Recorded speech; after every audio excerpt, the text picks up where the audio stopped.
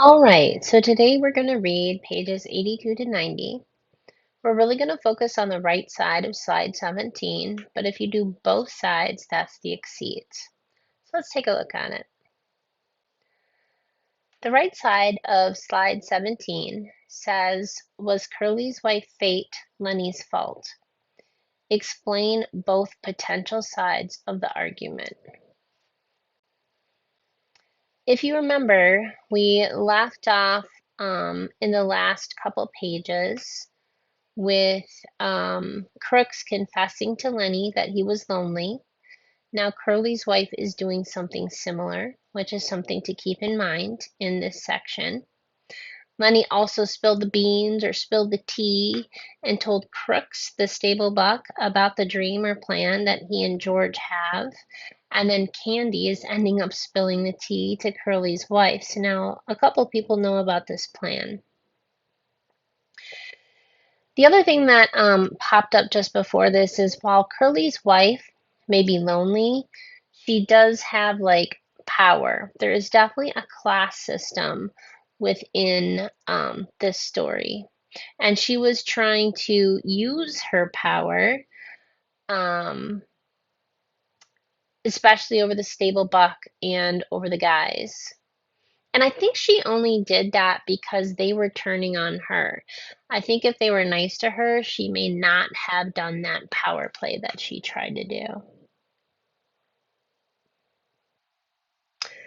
All right, and then in the end, Crooks was kind of getting his hopes up for a few minutes. He had actually people visiting him for the first time. Maybe he could go in on the dream and plan with George and Lennie. But after Curly's like power play, he kind of saw that dream shattered and he said, just forget it. I didn't mean it. I was just fooling. And that brings us to chapter 5. One end of the great barn was piled high with new hay, and over the pile hung a 4-talon Jackson fork suspended from its pulley. The hay came down like a mountain slope to the other end of the barn. There was a level place, as yet unfilled with the new crop. At the sides, the feeding racks were visible, and between the slats, the heads of the horses could be seen. It was a Sunday afternoon. The resting horses nibbled the remaining wisps of hay. They stamped their feet, and they bit the wood of the mangers and rattled the halter chains. The afternoon sun sliced through the cracks of the barn walls and lay in the bright lines on the hay. There was a buzz of flies in the air, the lazy afternoon humming. From outside came the clang of horseshoes on the playing peg and the shouts of men playing, encouraging, jeering. But in the barn it was quiet and humming and lazy and warm. Only Lennie was in the barn, and Lennie sat in the hay beside the packing case under a manger at the end of the barn that had not been filled with hay. Lennie sat in the hay and looked a little at a dead puppy that lay in front of him. Lennie looked at it for a long time, and then he put out his huge hand and stroked it clear from one end to the other. And Lennie said softly to the puppy, "Why you go and get killed? You ain't so little as mice. I didn't bounce you hard." He bent that pup's head up and looked at its face, and he said to it, "Now maybe George ain't gonna let me tend no rabbits if he finds out you get killed." He scooped a little hollow and laid the puppy inside it and covered it over with hay out of sight. But he continued to stare at the mound that he had made. He said, "Oh, this ain't no bad thing. Like, I gotta hide in the brush. Oh, no, this ain't. I'll tell George I found it dead." He unburied the puppy and inspected it. He stroked it from ears to tail, and he went on sorrowfully, "But he'll know. George always knows. He said, 'You done it. Don't try to put over on me.' And he'll say, 'Now just for that, you don't get to tend no rabbits.'" Suddenly his anger rose. "God damn you! Why you gotta get killed? You ain't so little as mice. And he picked up the pup and he hurled it from him and he turned his back on it and he sat bent over his knees and he whispered, "Now I won't get to tend the rabbits. Now he won't let me." And he rocked himself back and forth in his sorrow. From outside came the clang of horseshoes on the iron stake, and from a little chorus of cries. Lenny got up and brought the puppy back and laid it in the hay and sat down. He stroked the pup again. "You wasn't big enough. They told me, and they told me you wasn't.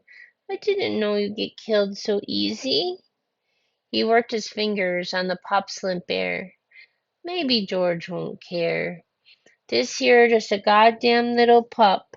It wasn't nothing to George." Curly's wife came around the end of the last stall. She came very quietly so that Lenny didn't hear her. She wore her bright cotton dress and the mules with the red ostrich feathers. Her face was made up, and little sausage curls were all in place. She was quiet. Oh, she was quite near him before Lenny looked up and saw her. In a panic, he shoved hay over the puppy with his fingers, and he looked up sullenly at her. She said, "What you got there, sonny boy?" Lenny glared at her. "George says I ain't to have nothing to do with you, talk to you, or nothing." She laughed. "George give you orders about everything?" Lenny looked down at the hay. "Says I can't tend no rabbits if I talk to you or anything." She said quietly, "He's scared Curly will get mad." "Well, Curly's got his arm in a sling, and if Curly gets tough, you can break his other hand.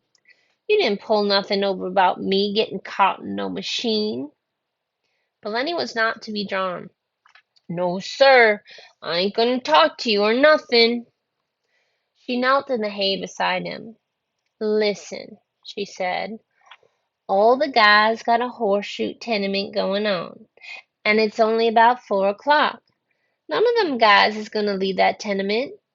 Why can't I talk to you? I never get to talk to nobody. I get awful lonely."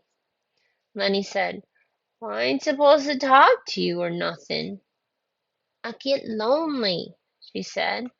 "You can talk to people, but I can't talk to nobody but Curly, else he gets mad.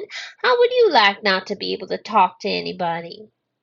Lenny said, "I ain't supposed to. George's scared I'll get in trouble." She changed the subject. "What you got covered up there?" Then all of a sudden Lenny's woe came back at him. "Joe, my pup," he said sadly. "It's just my little pup," and he swept the hay from the top of it. "Why, he's dead!" she cried. "He was so little. I was just playing with him, and he made like he was gonna bite me, and I made like I was gonna smack him, and I done it. And then he was dead."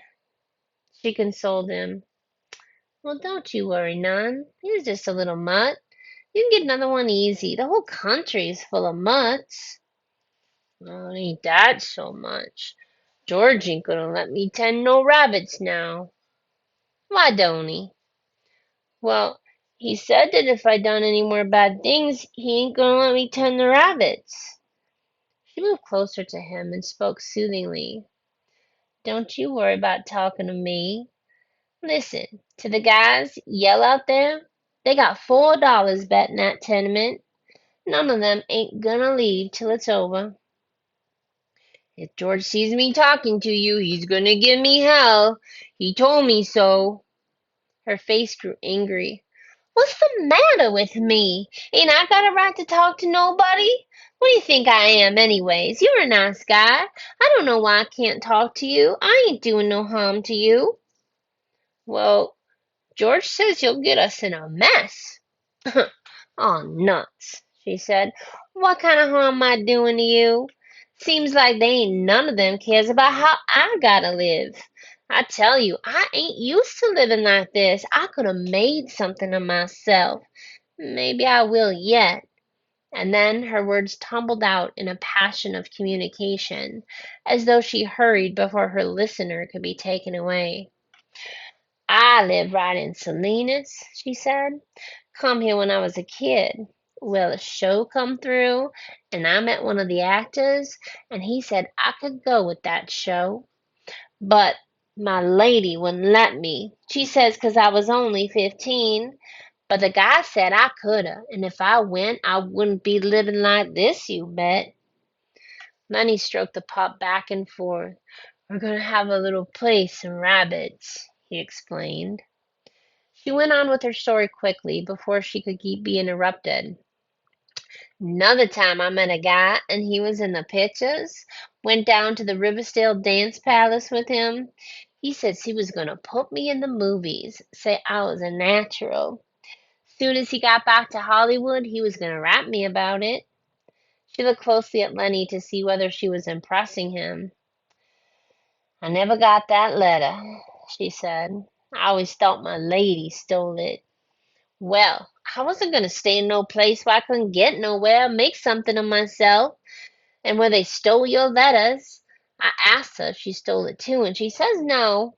So I married Curly. Met him outside the Riverside Dance Palace that same night. You listening? Me? Sure. Well, I ain't told this to nobody before. Maybe I ought not to. I don't like Curly. He ain't a nice fella. And because she had confided in him, she moved closer to Lenny and sat beside him. Could have been in the movies and had nice clothes, like all those clothes they wear. And I could have sat in them big hotels and had pictures took of me. When they had them previews, I could have went and spoke in the radio, and it wouldn't have cost me a cent because I was in the picture. And all them nice clothes like they wear, because this guy said I was a natural. She looked up at Lenny and she made a small grand gesture with her arm and her hand to show that she could act. The fingers trailed after her leading wrist and her little finger stuck out grandly from the rest. Lenny sighed deeply. From outside came the clang of horseshoe on metal and the chorus of cheers. Somebody made a ringer, said Curly's wife. Now the light was lifting the sun went down, and the sun streaks cleaned up the wall, over the feeding racks, and over the heads of the horses. I'm gonna make like a little thing here. You're noticing, I believe here. Okay, there we go. Whoa, we don't need it this large. There we go. We're gonna make that a little bit smaller. Okay, when the scene or when the setting changes and shifts, so too will the mood, or you can it's kind of like predicting what will happen. It's kind of like the scary music in a horror film. Lenny said, maybe if I took this pup out and throw him away, George will never know. And then I could tend the rabbits without getting in trouble. Curly's wife said angrily, don't you think of nothing but rabbits? We're gonna have a little place, Lenny explained patiently. We're gonna have a house and a garden and a place for alfalfa. And that alfalfa's for the rabbits. And I take a sack and I get it full of the alfalfa and then I take it to the rabbits. What makes you so nuts about rabbits? Lenny had to think carefully before he could come to a conclusion. He moved cautiously close to her until he was right against her. I depend nice things. Once at a fair, I seen some of them long-haired rabbits. Oh, and they were nice, you bet. Sometimes I even pet mice, but not when I could get nothing better. Curly moved away from him a little. I think you're nuts, she said. No, I ain't. George says I ain't. I like to pet nice things with my fingers. Soft things. She was a bit reassured. Well, who don't? She said. Everybody likes that. I like to feel silk and velvet. Do you like to feel velvet? Then he chuckled with pleasure. You bet, by God, he cried happily. And I had some too.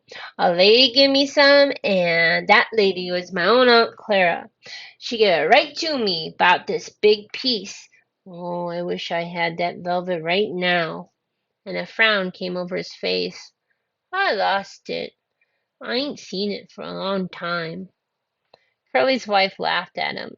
You're nuts. But you're a kind of nice fellow, just like a big baby. But a person can kind of see what you mean when I'm doing my hair sometimes and I'm just setting fingers of the top of her head. Some people got kind of like coarse hair. Take Curly. His hair is just like wire. But mine is soft and fine. Of course, I brush it a lot, and that's what makes it fine. Here, feel, right here. And she took Lenny's hand and put it on her head. Feel around here and see how soft it is. Lenny's big fingers fell to stroking her hair. Now don't you muss it up, she said. Oh, that's nice. And he started to stroke harder. That's nice. Now look out, you're gonna muss it. Then she cried angrily, You stop now, you're gonna mess it all up. And she jerked her head sideways, and Lenny's fingers closed on her hair and hung on. Let go, she cried. You let go. Lenny was in a panic. His face was contorted. She screamed, and then Lenny's other hand closed over her mouth and nose. Oh, please don't. Oh, please don't do that. George's gonna be mad. She struggled violently under his hands. Her feet battered on the hay, and she writhed to be free. And from under Lenny's hand came a muffled screaming, and Lenny began to cry with fright. Oh, please don't do none of that, he begged. George's gonna say I done a bad thing. He ain't gonna let me tend no rabbits. He moved his hand a little, and her hoarse cry came out. Then Lenny grew angry. Now don't! I don't want you to yell. You're gonna get me in trouble, just like George says you will. Now don't you do that. And she continued to struggle, and her eyes were wild with terror. He shook her then, and he was angry with her. Don't you go yelling, he said, and he shook her, and her body flopped like a fish. And then she was still, for Lenny had broken her neck. He looked down at her, and carefully he removed his hand from over her mouth, and she lay still. I don't want to hurt you, but George will be mad if you yell. And when she didn't answer nor move, he bent closely over her. He lifted her arm and let it drop, and for a moment he seemed bewildered, and then he whispered in fright, I done a bad thing. I done another bad thing. He pawed up the hay until it partly covered her. From outside the barn came the cry of men and the double clang of shoes on metal. For the first time, Lenny became conscious of the real outside. He crouched down in the lane and he listened. I done a bad thing. I shouldn't have did that. George is gonna be mad and oh, he said to hide in the brush till he come.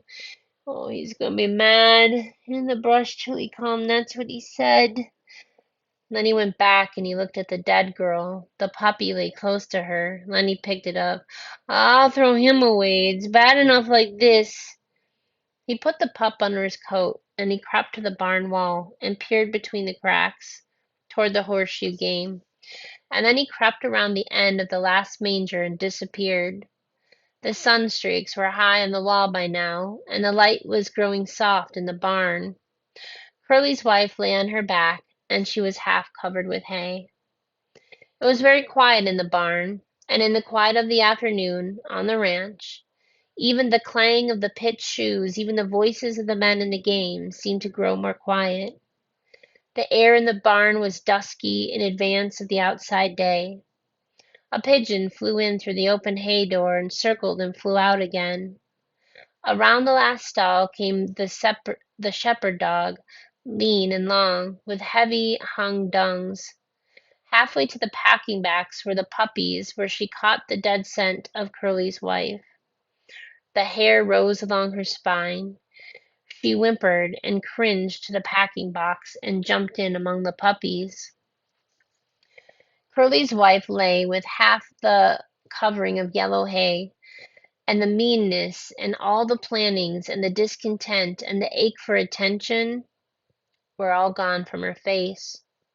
She was very pretty and simple, and her face was sweet and young, and now her rouged cheeks and her reddened lips made her seem alive and sleeping very lightly.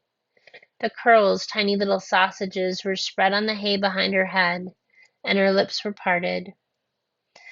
As it happens sometimes, a moment settled and hovered and remained for much more than a moment, and a sound stopped, and movement stopped for much, much more than a moment. Then gradually time awakened again and moved sluggishly on. The horses stamped the other side of the feeding racks, and the halter chains clanked. Outside, the men's voices became louder and clearer. From around the end of the last stall, old Candy's voice came. "Lennie! Oh, Lennie, you in here? I've been figuring some more. I'll tell you what we can do, Lennie." Old Candy appeared around the edge of the last stall. "Lennie!" he called again. Then he stopped. His body stiffened. He rubbed his smooth wrist on his white stubble whiskers. "I didn't know you were in here," he said to Curly's wife. When she didn't answer, he stepped nearer. "You ought not to sleep in here," he said, disapprovingly. And then he was beside her, and, oh, Jesus Christ! He looked about helplessly, and he rubbed his beard, and then he jumped up and went quickly out the barn.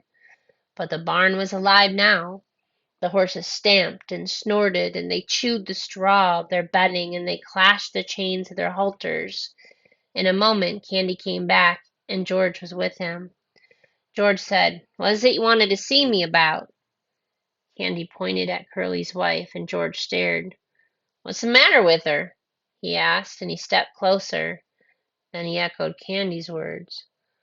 "Oh, Jesus Christ!" He was down on his knees beside her, putting his hand over her heart. And finally, when he stood up, slowly and stiffly, his face was hard and tight as wood, and his eyes were hard. "What done it?" George looked coldly at him. "Ain't you got any idea?" he asked, and Candy went silent. "I should have known," George said hopelessly. "I guess maybe way back in my head I did." Candy asked, "What are we gonna do now, George? What are we gonna do now?" George was a long time answering. "Guess we gotta tell the guys. I guess we gotta get 'em locked up. We can't let 'em get away. Oh, why the poor bastards starve." And then he tried to reassure himself. "Maybe they'll lock 'em up and be nice to him." But the Candy said excitedly, "We ought to let him get away. You don't know that, Curly. Curly ain't gonna want to get him lynched. Curly's gonna want to get him killed." George watched Candy's lips. "Yeah, that's right. Curly will. All the other guys will."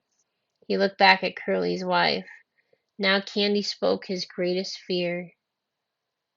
"You and me can't get that little place, can we, George? You and me can go there and live nice. Can't we, George? Can't we?" Before George answered, Candy dropped his head and looked down at the hay. He knew. George said softly, "I think I knew it from the very first. I think we knew we'd never do her. He just liked to hear about it so much, and I got to thinking maybe we would." "Then it's all off?" Candy asked sulkily. George didn't answer his question. George said, "I'll work my month, and I'll take my $50, and I'll stay all night in some lousy hotel.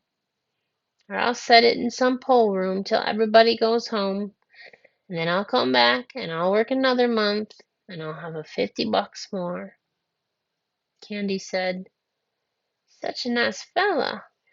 I don't think he'd do nothing like this." George still stared at Curly's wife. And he never done it in meanness. All the time he'd done bad things, but he'd never done 'em mean. He straightened up and looked back at Candy. Now listen, we gotta tell the guys. They gotta bring 'em in, I guess. There ain't no easy way out. Maybe they won't hurt 'em.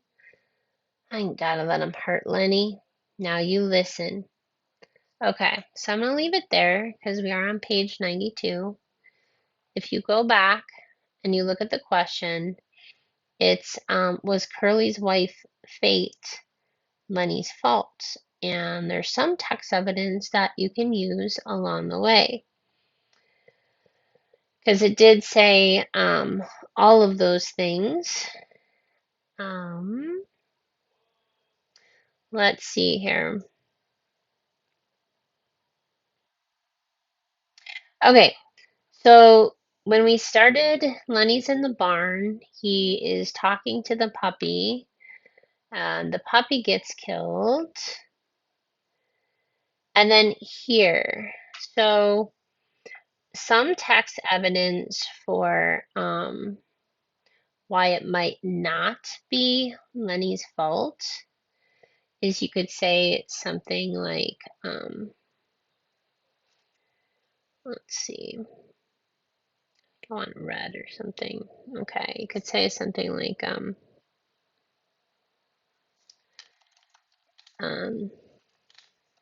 it's not Lenny's fault because if Curly's wife would have just left him alone like they asked,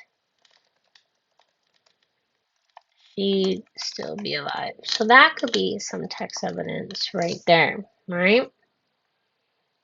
Okay. And then,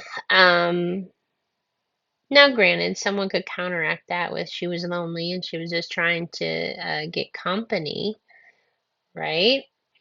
But again, Lenny is like, I'm really not supposed to talk to you. And he kind of knows it and he'll get in trouble.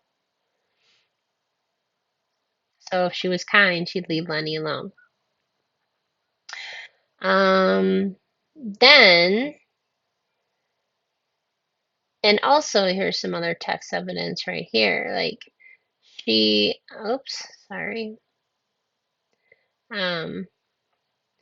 She ends up moving closer to him. So again, there's some more text evidence that maybe it's more her fault because she knew that he was kind of a big guy, especially she knew what Lenny did to Curly. Let's see. Then she's just trying to get some attention. Then there was a shift, and she's getting mad at Lenny because he's not really thinking about her. He's just thinking about puppies.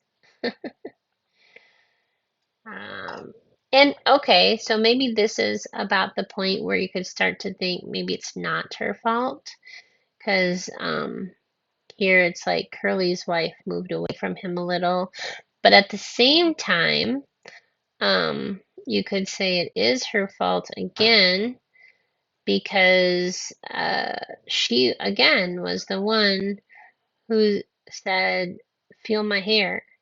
So again, if Curly's wife did not have Lenny feel her hair, she would still be alive. So there's two pieces of text, of text evidence right there. Okay.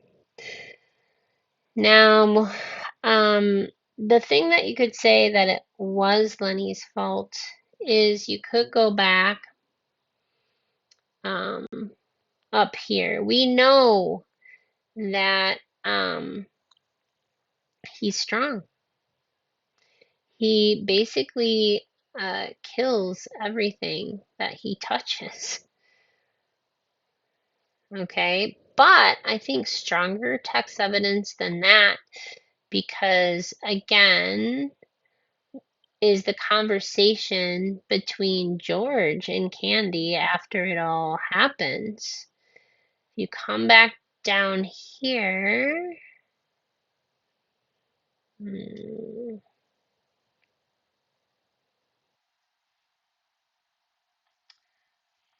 So, right here, George says,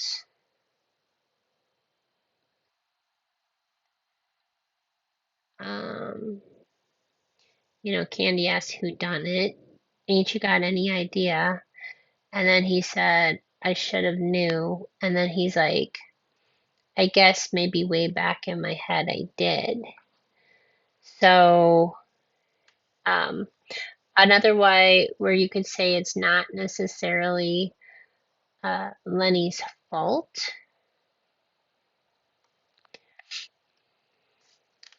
is uh, George always knew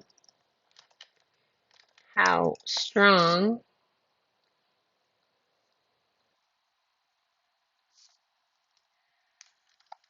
Lenny was.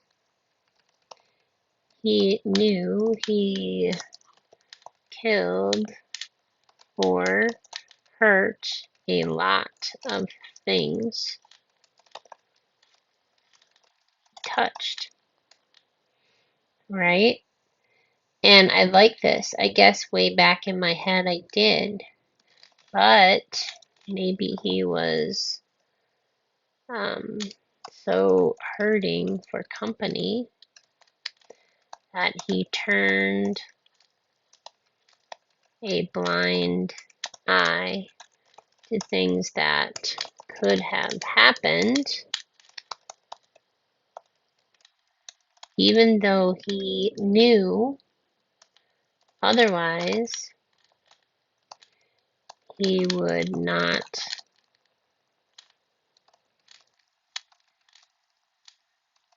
have had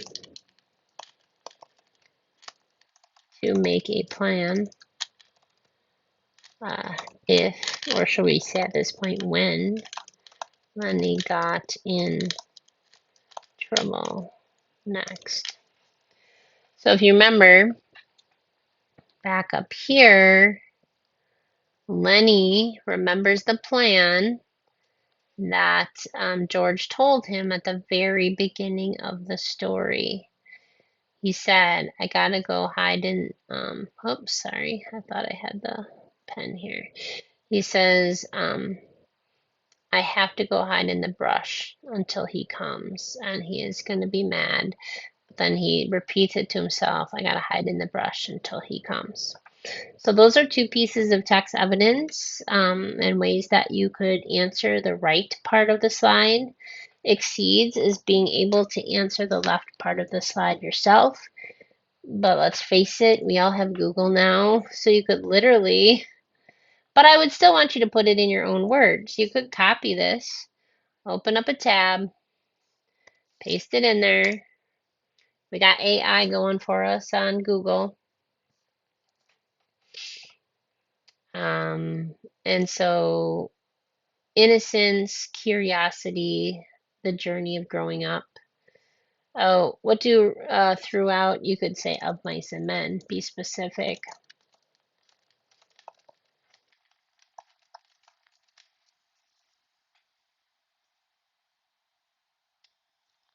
Innocence. So he wants to care for rabbits.